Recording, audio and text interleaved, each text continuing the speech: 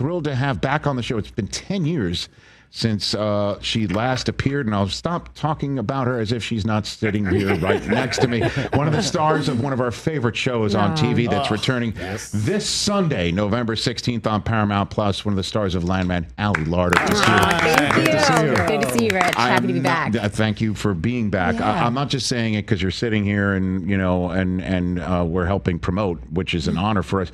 We love Landman. We cannot get enough of this show. Thank you. Yeah, it's really exciting when you're on a show that you love working on, that's challenging and pushes you creatively, but then also connects with an audience. You're just like, come on, that's the dream in this business. Yeah, so, certainly for a producer and a director and a writer who is as red hot as it possibly can be, in Taylor Sheridan right now, too. Well, he's extraordinary. He truly is. He writes all the episodes, and the first season he directed about 3 or 4 of them, but he's always there to kind of make sure the tone is how he wants it. And then this year, Stephen Kay directed all our episodes. So he keeps his eyes on it, he writes it, and then he'll really get into the editing. But he kind of let the show go, meaning like it's like the train is moving. He got it set up the exact way he wanted it. And now it barrels ahead, and he can do the 15,000 other shows that he's doing. Well, in terms of that, we're big fans of Lioness, and obviously all of the Yellowstones. I thought he shows up on the set just to put himself in the show, to show off his biceps, or if he takes off his shirt. To hang out with hot girls. That's true, too. For sure, with the Bella Hadid. Come on. I think you can do whatever you want when you're at that point. Live your best life. That's why they call it the universe. It's the Taylor Sheridan universe. We're all just revolving planets in there. And interesting, again, for Landman, it's up there, as far as I'm concerned, with a drama that makes you laugh with Succession. Succession was a drama, on HBO that made me laugh more than anything else, where it's kind of like out a of comedy. The discomfort. That's another, correct. The and awkwardness I think that in a way. A lot of with Taylor's writing and where he's able to find the humor, I think his brilliance is understanding how to shift between tones within a show. Yes. So you have the heavy drama, and you have the action, and you have the love story, and then when it gets to the point where you're ready, to move on, he brings in the humor, and that's a big part of like Angela and Ainsley, like my mother-daughter kind of duo on the show, because we come in to like get you going again, to laugh, and you don't always. Sometimes it's written really funny, but honestly, where we are as characters at this point, you put us in certain situations and you know that it's going to be a thrill for the audience. And I think Taylor always knows that. Like, he knows when to bring us in and kind of shake it up. Well, and we're going to get into this a little bit more, the celebrity true or false that we're about to play in a few minutes here. But, in certain ways where you'll see an actor and an actress who's from abroad capture an accent that's American, and you're like, wow, I didn't know that person was from such and such a country. I kind of feel the same way about you. You're a New Jersey girl. I'm very playing Jersey. Somebody straight from Texas, like it's like you grew up there. Yeah, Ali. I think I think that for me, what was exciting about taking on this role was the level of talent that I was getting a chance to work with. Starting with Taylor's writing, going to Oscar winner to Billy Bob Thornton, John Hamm, Demi Moore, and this season bringing in Sam Elliott and Andy Garcia. It's just like, it's an extraordinary cast that makes you raise your game. And so we also had the time, like I'm not laying around in between, scenes or when I have a day off. Yes. I'm always working with my dialect coach, my acting coach, and preparing for the scenes and making sure that for me, I can handle the pressure of when I go on to set so that I can deliver to the best of my ability with these icons that I get to work beside. Yeah. I don't know. Is Sam Elliott believable as a guy from Texas? He's actually a Malibu guy, too, which is crazy. Would you ever think it? Nope. I know. I would, but just the voice, the everything. He's still got it. He's down there, and he's just, he's a real cowboy. He sits on an apple box, in between his takes. Don't even put him in like a high director's chair, and he's right there with you, and he looks you in the eyes, and he takes his time to talk, and, he's very special. Then he opens his mouth. Yeah, you're just like floored by. That's Sam Elliott, man. That's right. we're all hoping to just have the Elliott voice in essence. Yes. Yeah, as soon as I heard he's joining the cast, I'm like, that's perfect. That's absolutely perfect. Yeah, it's really brilliant, and I have a lot of scenes with him, because this season is really, it's kind of about the family. The first season was setting up Oil and really showing you what the show was about. Yes. And this season kind of really tightens up and it goes into the inner workings of our family and how are we going to work together? It's like we've just been back together for a couple weeks, and after, you are kind of, you're fighting, and that leads to kind of all the sexy stuff after. Who are they without that? And we dig into a lot of those moments and kind of you see what Angela's worth is to the family and how much she puts her family first in kind of very much like, a lioness kind of way. I got it. Can't wait for that. And by the way, to all the guys in the studio, unfortunately, that means more Michelle Randolph scenes. Darn it. Isn't she so beautiful? But she's so talented, so kind. I mean, she's just a special one. She's got it all. Yeah, what she said. She's a special one.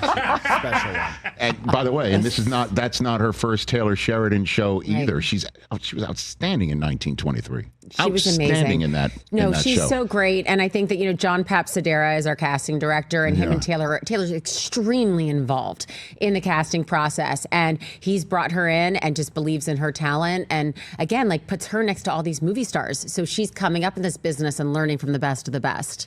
So such a gift. What was your favorite scene of season 1 that you were in? Probably Bolognese. It's like when I was cast for the show, it really started leaning more into the cooking of it. Okay. And, I published a cookbook after my son was born, and it's something that I have always loved to do on my off time. And so it kind of Taylor does that. He starts to kind of write for you, and it feeds into the characters. I mean, the dinners that you were creating for the family that was not going well enough for your character at all, because you have a certain dream of having a family sitting around a dinner table as opposed to the S show that everything's turned into. It totally always must turn into the S show. Right. But I think that's what I loved about being able to play that is that you see how hard she's trying to put her family back together. And it's like her going into the Super Bowl, right? That's the comp is her making dinner on a Tuesday night, right. So that's the pressure she puts on herself. And you started, I think, understand a character in that and that she's dealing with, getting older and becoming an empty nester and trying to, get the love of her life back to, trying to get back together with her ex-husband. So you see just the level of pressure she's under and what she puts on herself. I thought you would go into a senior citizen home and taking them out to a strip club. I thought that would be, that would have been, that I wasn't actually think it's a great idea. I mean, it was not hard for me to make the leap on this, Rich. I mean, for older age homes, I mean, it's true. They're sitting there, they've got nothing to do. All they do is sleep.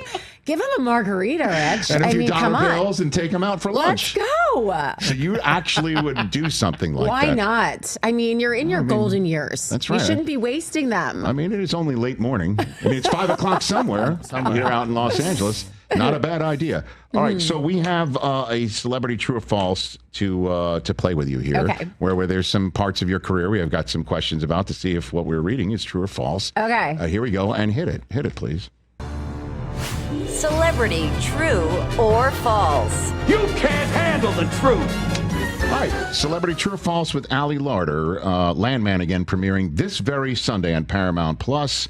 Let's start, however, with your first break of your career. True or false? Your first break came when a modeling scout stopped you on a street and asked you to star in a commercial for the Philadelphia Phillies. That is absolutely true. Where was this? In Philly. Someone came up to me. I was with my mom, and I grew up in Cherry Hill, which is 10 minutes from Philly. Sure. And they asked me just to be in a Philadelphia Phillies commercial. And then I got there and I did. I had to be in a bikini. I was very young. I want to say I was probably 13, maybe 14 years old. 13, what? I think. I mean, really young. And I had to go up to the lifeguard and give him a couple tickets to see if he'd be my date for a Phillies game. And geez, what? Yeah. So this was in, when would this be? I mean, babe, I'm 49. No, I know, but I mean, so I'm just trying to see who would be the Phillies stars that you were. I mean, Mike Schmidt. Okay. So you're walking up to a lifeguard on a beach, saying, "Let's go to a Phillies game." It was probably like, yes.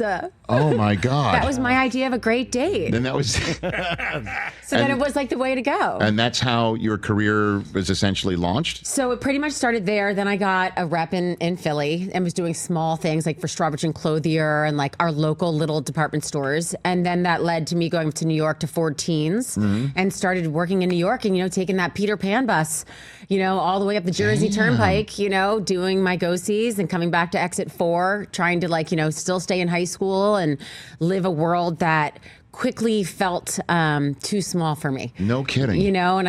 So it kind of led me into, kind of everything, my whole destiny and my future. But it all started with the Phillies. It started with tickets to the vet. That's is right. what you're saying. That's right. Man, isn't that amazing? Okay, so that's true. Next up, true or false, you got Varsity Blues after a close friend of yours named Amy Smart persuaded you to audition for it. Okay.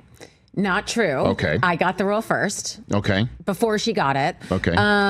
I was actually roommates with Amy in Milan when we were almost turned 19 years old. And so I was coming from Jersey. She was coming from Topanga Canyon. And we were put together with the same agency in Milan. Okay. And we spent 3 months together and had the best time and became the best of friends. At that point, I had deferred not to go to NYU, which was my father's dream, was for me to go to school. But yes. I was independent. I was making my own money. And I was like, I just had things I wanted to do in this world. So I kind of jumped the pond and got to Los Angeles and started in acting classes with Amy Smart. Okay. And that's when, I had the Allegra Coleman Esquire article, and then I got a manager. And, for me, every door that's opened, I've run through. It's like every opportunity I took as a chance to kind of get closer to my dreams. Sure. And I just kept charging it. So, yeah. So, again, the Allegra Coleman you're referring to is your fake character in a fake Esquire article. They cast me as a model in that role, but it was so believable that our town, Hollywood, actually believed that it was true and was like, who is this girl? So you're like AI before there was AI, like this AI actress that's apparently all over the place and she doesn't exist. It's true. And nobody can keep up with everything, you know? And so it's like, oh my gosh, who's this girl I'd never heard of? And everyone wanted to hop on the train. So again, that was another opportunity for me when doors opened and I was able to meet with managers and executives and studios. And that was just, kept getting closer to the dreams. So you got the gig from your own, gumption, and you just happened to be, and Amy Smart happened to. Yeah, oh, for sure. So I was actually shooting a Coca-Cola commercial at that time at Paramount, and I had to run across the street and meet Deb Aquila, who was the casting director, and I'd already auditioned for Brian Robbins, who was also the head of Paramount, who just left there now. And I work for Paramount now, which is wild. That's wild. But it was plus, a really Paramount. Now you're putting the plus in. Paramount Let's Plus. not forget. Okay, yeah, right. But it's always been a special place for me, and going over and seeing the water tower, and that was really my first big break was Varsity Blues. Damn, and then the iconic scene is the next one here. True or false? The whipped cream bikini from Varsity Blues is actually shaving cream because the whipped cream wouldn't stick properly. This is true. Am I going to talk about this when I'm 84 years old? Why not? If you don't mind. I mean, oh my gosh, okay, yes. But that is true. That is true. Okay. All right. Yeah. If you would like, we can just move straight on from it if you'd like. All right. Next up, the casting director for Legally Blonde initially thought you were too young for the part of Brooke. But you got it anyway. Is that true? This is true because me and Reese are the same age. So Reese Witherspoon was cast as Elle Woods. Yes. And they wanted me to come in for some of the other characters, but I didn't want to because I really thought that Brooke Wyndham was so funny. And I just loved that she went to jail, and I love that she sacrificed everything to make sure nobody knew about her little plastic surgery situation. Right. So I went in and, I had to win it. And I got it. And then we just dressed me a little bit older and yeah. And so, because me and Reese were in the same sorority, so we couldn't have been. I was older. How exactly? For the storyline. So, well, since you're, a businesswoman who's been falsely accused. That's right. And gets off because of the way perms are delivered. That's exactly correct. Do you have daughters? I do not, but I'm just a pop culture freak. Okay. You know what I mean? I do have one daughter. We have not shown her. I do have one daughter. I shouldn't say that, but that's not the reason why I haven't shown her Legally Blonde just yet. I'm sure you have shown your kids, right? You know what? My kids don't. Well, my kids can't watch most of my things. That's the reality. Speaking of Varsity Blues, but speaking of a lot of them, right? But no, my daughter has seen Legally Blonde a while ago.